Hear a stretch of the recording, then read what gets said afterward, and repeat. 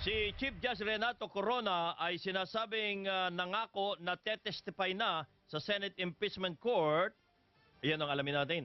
Kay Attorney Mon Esguerra. Attorney, magandang umaga po. Good morning, kabayan. Magandang umaga sa iyo at sa iyong mga tagapakinig. Okay. May kondisyon yata daw ang pagharap ni CJ Corona sa Senate Impeachment Court? Well, hindi naman kondisyon. Alam mo, itong mga akusasyon tungkol dito sa mga sinasabi nilang various bank accounts at mga dollar deposits, may pinanggagalingan eh. Ang unang pinanggalingan niyan, yung opisina ng ating buting ombudsman.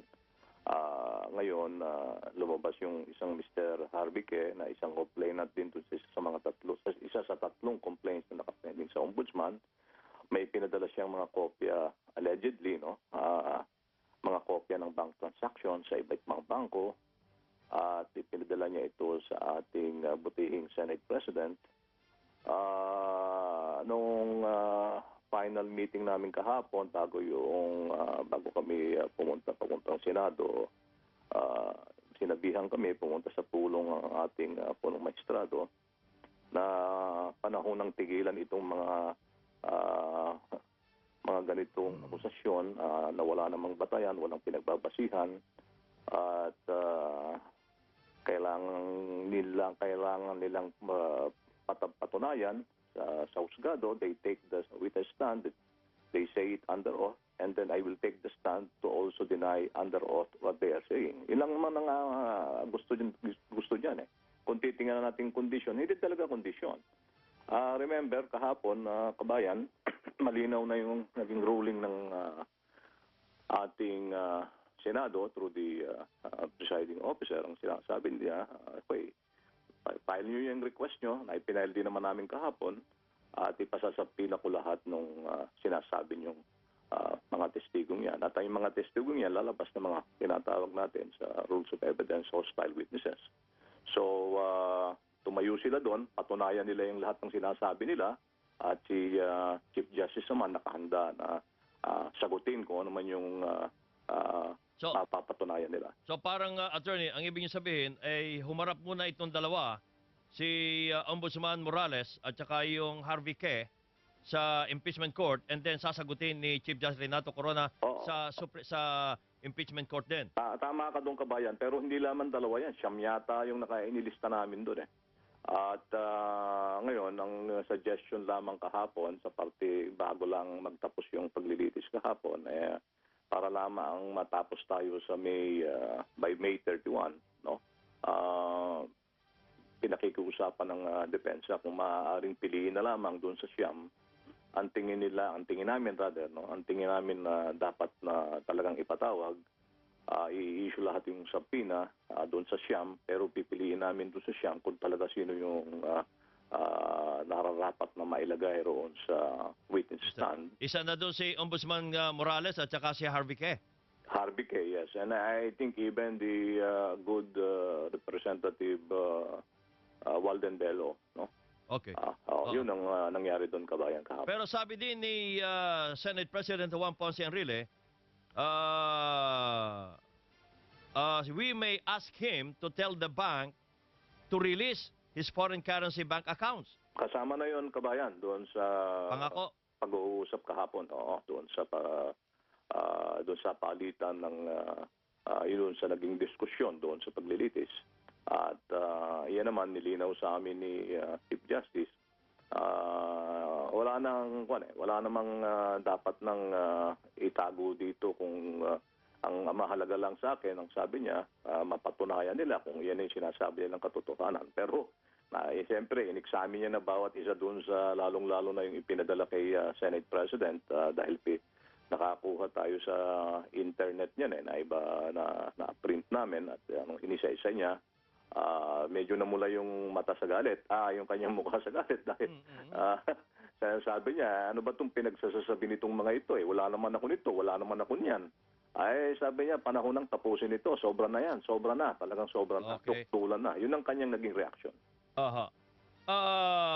Anong ipakikita kung sinasabi niya na wala naman siyang dollar account? Well, hindi naman sinasabing walang dollar account. Ang isang kwan dyan is, ang sinasabi nga kahapon, na-establish ba? Na-establish na may mga dollar accounts, no? Ngayon, kung ano yung laman, dahil sa TRO, hindi naipakita. Ang susunod sigurong tanong dapat, kabayan, sa Opo. aking paningin lamang, maipaliliwanag ba niya yung mga na-establish na dollar, lalong-lalo na doon sa PS Bank? So, doon patungo yan. Ang tinanong naman lahat yan kahapon. Si Senator Lacson, tumayo, Senator Drilon, tumayo.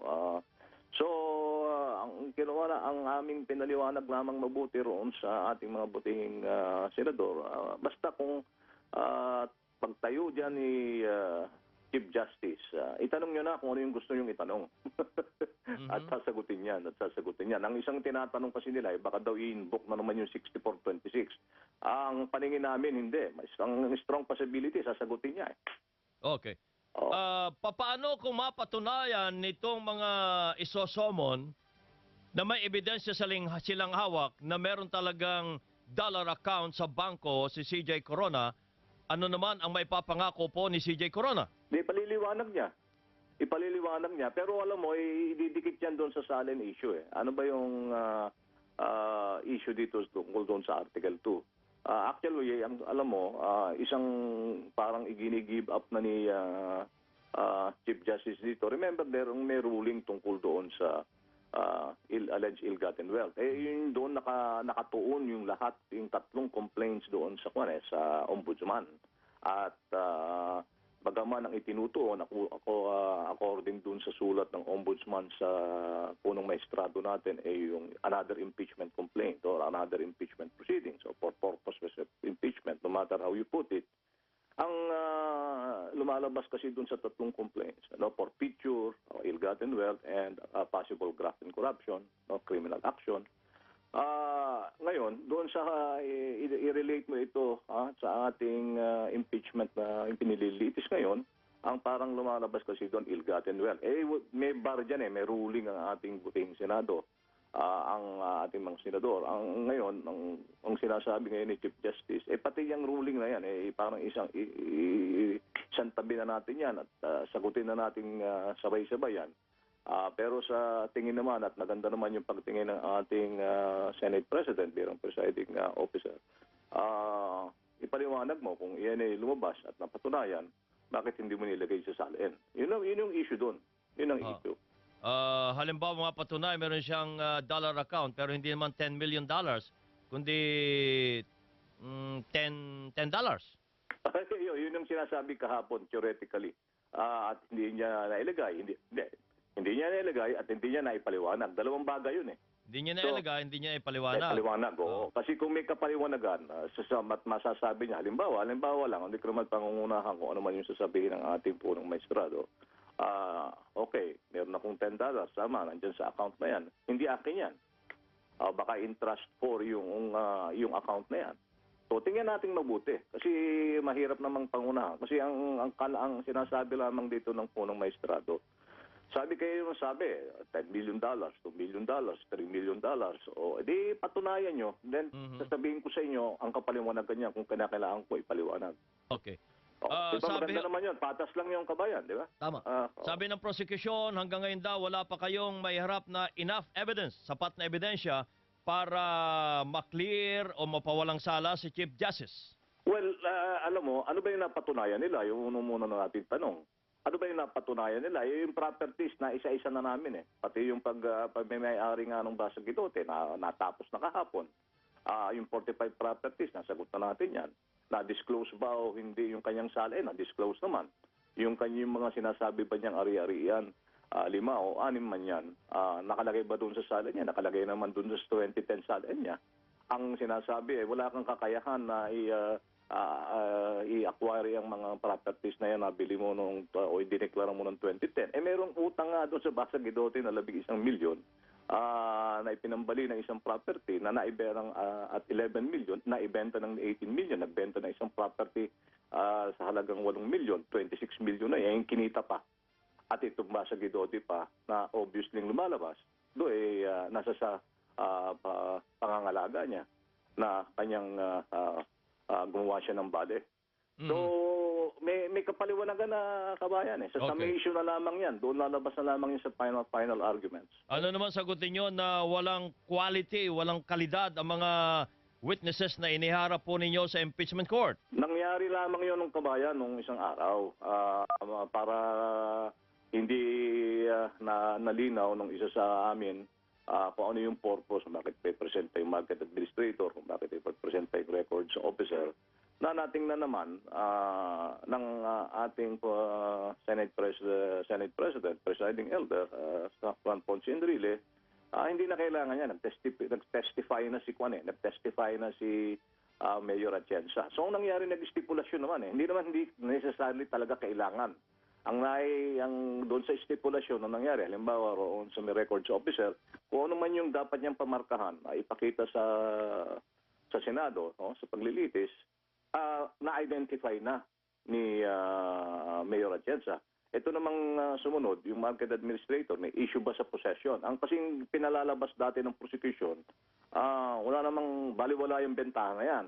At hindi nyo masasabi na parang pinalalabas nila, hindi dapat tanggapin ng City Government of Manila yung pagbentahan o yung lupang subject ng bentahan. Pinakikita namin yung posesyon o yung posesyon ng ating tinatawag na Sampaloc Market nasa sa city government.